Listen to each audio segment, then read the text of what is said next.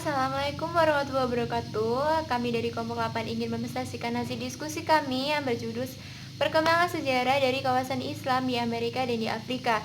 Saya Memudinum sebagai moderator pemateri dan rekan saya Suci Artika Putri sebagai pemateri. Materi pertama tentang perkembangan sejarah di kawasan Islam di Amerika yang akan saya jelaskan.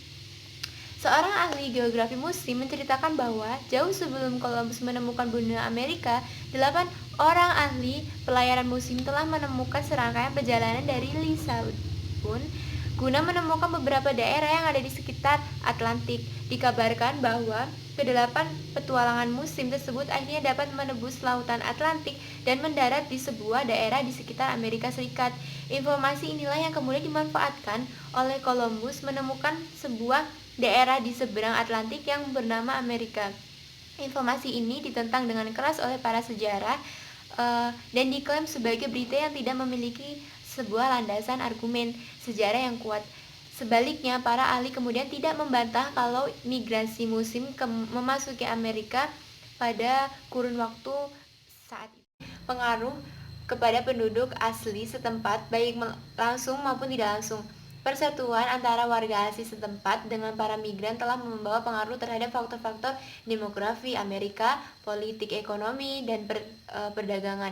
Gambar berikut setidaknya memberi informasi terhadap faktor-faktor migrasi dan efek yang kemudian ditimbulkan meliputi. Yang pertama, ada migrasi terjadi pada tahun 1975 sampai 1912.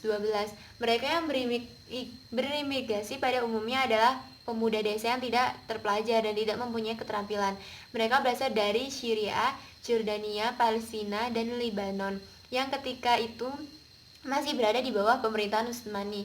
Mereka berimigrasi karena keadaan ekonomi di negerinya tidak menguntungkan dan mereka berharap terhadap keuangan finansial di Amerika Serikat. Pada umumnya mereka bekerja di pabrik-pabrik dan toko-toko di sana.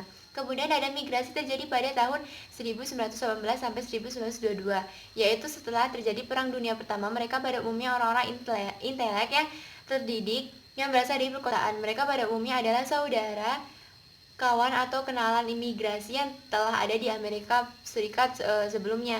Yang ketiga, ada migrasi terjadi pada tahun 1930 sampai 1938 yang terkoordinasikan oleh kebijakan imigrasi Amerika Serikat yang memberikan prioritas pada mereka yang keluarganya telah lebih dulu menetap di Amerika Serikat. Selanjutnya, migrasi terjadi pada tahun 1947 sampai 1960.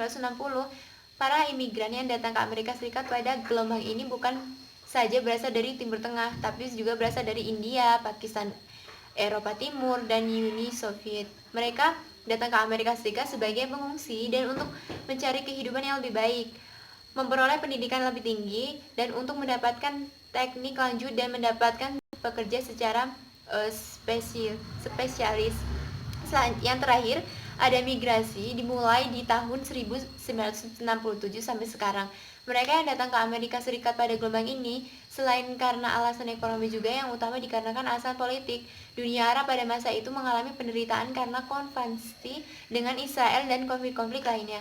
Mereka yang datang pada umumnya orang-orang terpelajar, oleh karena itu mereka pada umumnya mudah memperoleh pekerjaan dibanding yang datang sebelumnya. Migrasi Muslim yang datang ke Amerika Serikat yang populer pada gelombang ini antara lain Fazlur Rahman dari Pakistan dan guru besar Universitas Chicago, Syekh Hussein Nasr dari Iran yang menjadi guru besar di Universitas Washington. Kemudian ada Ismail Al-Farouq yang menjadi guru besar di Universitas Harvard, Dawood Hassan dari Palestina yang menjadi Council of Masjid of the United States, dari Irak yang menjadi Presiden International Institute of Islamic, dan Imam Khattab Ulman Universitas Al-Azhar dan universitas yang menjadi imam dan Direktur Islamic Center of Grand Tornado, Ohio. Ada yang unik perkembangan Islam di Amerika. Hal itu terletak pada ruang lingkup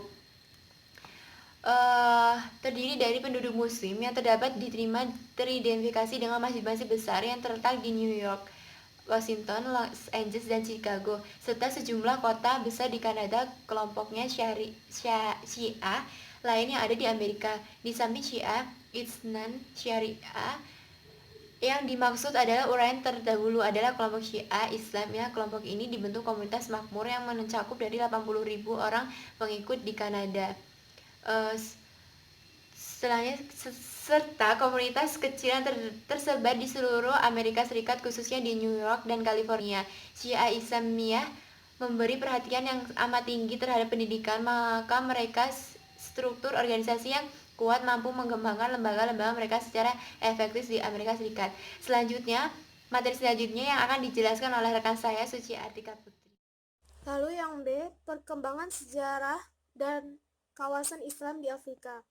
Islam merupakan salah satu agama terbesar di Afrika dengan jumlah penganut kira-kira sebanyak 460 juta jiwa. Dari jumlah tersebut, sekitar setengahnya tinggal di wilayah Arab Maghribi di Afrika Utara, yaitu di negara-negara Mesir, Libya, Tunisia, Aljazair, Maroko, dan wilayah Sahara Barat. Komunitas kaum muslim juga dapat ditemukan tersebar di setiap negara di kawasan Afrika Sub-Sahara. Jumlah penganut Islam masih terus berkembang dengan pesat di Afrika, baik karena aktivitas dakwah maupun pertumbuhan penduduk yang tinggi di komunitas mereka. Lalu terdapat dinasti Islam, yaitu seperti Kekaisaran Ghana, dinasti Zhou di Gao, Kekaisaran Mali, Kekaisaran Songhai, dinasti Assyria, dinasti Islam di Afrika Barat, dinasti Saifawa, dinasti Keita, kerajaan Bornu, kerajaan Baguirmi, kerajaan Dendi, Kesultanan Damagaram, kerajaan Fautatoro, kekhalifahan Sokota, dan kerajaan Tauchouler. Lalu terdapat tokoh-tokoh muslim, di antaranya seperti Al-Qalbisi, Muhammad Abdul, Hasan Albani, Ibnu Khaldun, dan Ibnu Battuta. Dan juga terdapat masjid tua bersejarah yang masih bertahan hingga kini, yaitu seperti Masjid Agung Kairawan, Masjid Raya Djenne, dan Masjid Laraba. Sekian presentasi dari kami. Apabila ada salah kata, kami mohon ampun kepada Allah dan kami mohon maaf kepada rekan-rekan semua. Sekian dari kami. Nun wa qalam wa masyurun. Wassalamualaikum warahmatullahi wabarakatuh.